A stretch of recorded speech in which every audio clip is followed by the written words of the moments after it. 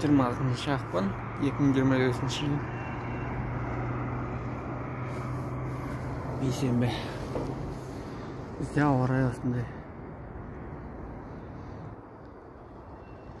Көктем шығып келеді бізде. Анау үйлер, этажкалар салынып жатқан. Бізде көктем грант, драмтеатр, этажкалар. Артында Атамекендер палатасы. Мынау бізде новый ЗАГС. Артында 9 микрорайон салынып жатқан. Мына ЗАГСқа келгем, баланың туу куәлігін алуға.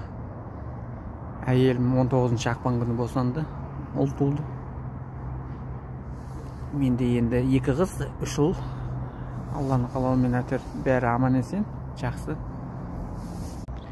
Көп балалы әке болдым. 2 қыз, 3 ұл болды. Аман есен әйтеуір бәрі жақсы болды. Оған шүкір. Бізде көктем шығып тұр. Еріп күн тамаша болып тұр. Всем пока.